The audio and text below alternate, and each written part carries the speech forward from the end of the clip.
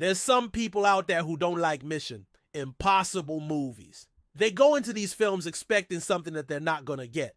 They're looking for something more akin to a James Bond film or maybe an action movie in general. But this isn't what Mission Impossible is. It's a fun popcorn flick with Tom Cruise doing his own death-defying stunts. That's what this franchise has always been about, and with each sequel, it seems to up the ante in terms of how crazy those set pieces are. This film is no exception. There's a lot of talk about the opening sequence, which features one of the most impressive helicopter stunts ever captured on film. And rightly so, it is insanely good and very, very scary. But the rest of the movie also delivers in spades. The train sequence, the aquarium sequence, the Roman temple sequence, they're all fantastic, and they all make you feel like you're right there in the middle of them. The plot is fairly straightforward. Ethan Hunt and his IMF team are framed for the bombing of a European city by a mysterious new villain known only as the Professor, teaming up with an old friend from a previous mission, Ilsa Faust, played by Rebecca Ferguson. The gang find themselves double-crossed at every turn as they try to hunt down the real bomber and clear their names. Now, while the plot is simple, it's actually effective. It's fast-paced and keeps you guessing until the end. Plus, it serves its purpose, which is to get our characters from A to B in increasingly spectacular fashion. It's really quite fun. Now, it's hard to believe that this is the 7th movie in the series, but here we are. And thankfully, none of the cast seem to have aged a day since the first film back in 1996. Well, except for maybe Tom Cruise. But he's playing the same character, so it's kind of expected. And he is as good as ever. He does a great job of selling the impossible stunts, making us believe that he's really hanging off the side of a building or driving a motorcycle off a cliff. Cruise has such intensity and commitment, and you can tell he's having a blast. Playing this character, he's really in his element, and he brings his A game to every scene. He's surrounded by a great supporting cast as well. Simon Pegg is always welcome as the tech expert Benji Dunn.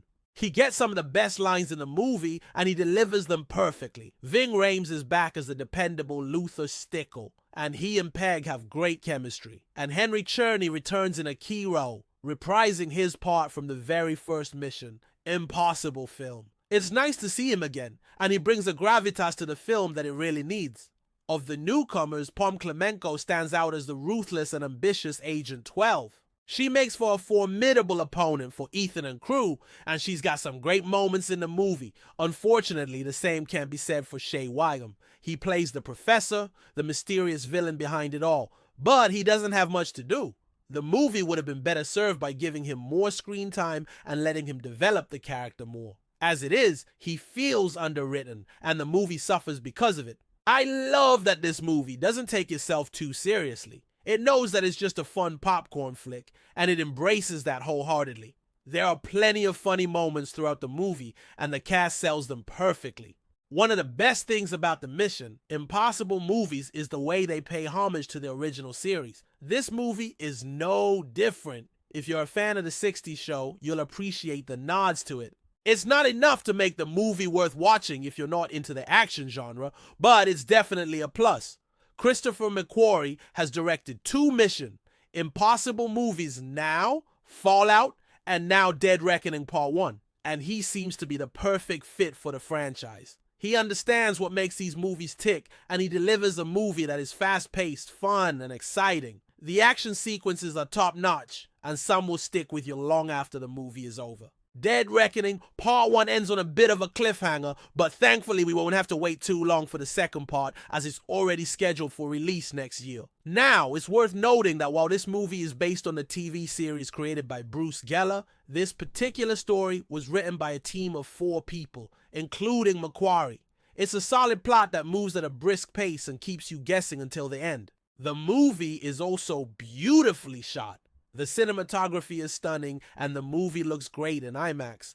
The score is also fantastic. It's a mix of John Williams' original score from the 60s show and new music by Lorne Balfe.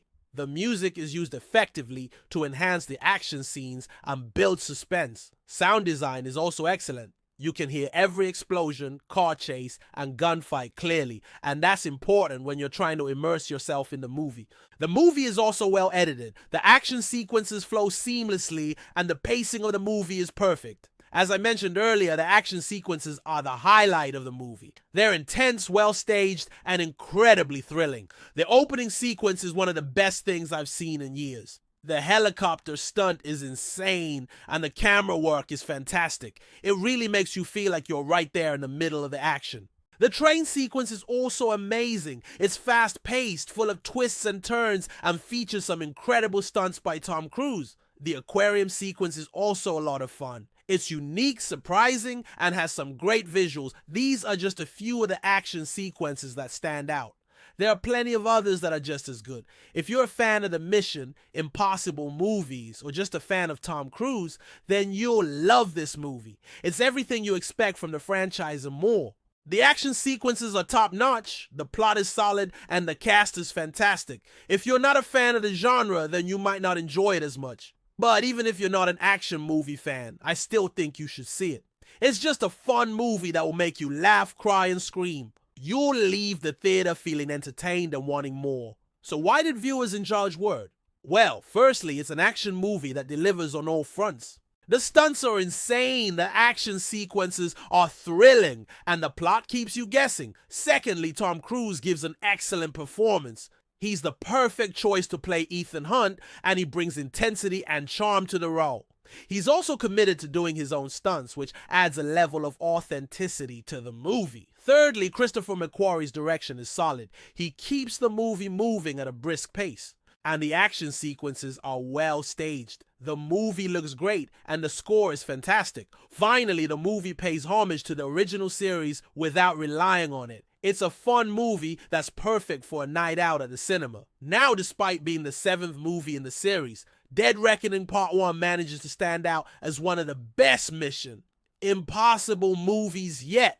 The action sequences are insane, the plot is solid, and the cast is fantastic. If you're a fan of the franchise, then you won't be disappointed. And if you've never seen a Mission Impossible movie before, then this is a great place to start. So grab some popcorn, sit back, and enjoy the show. You won't regret it. Thank you for watching. Please like and comment, and let me know what you think of the movie, and I'll see you in the next video.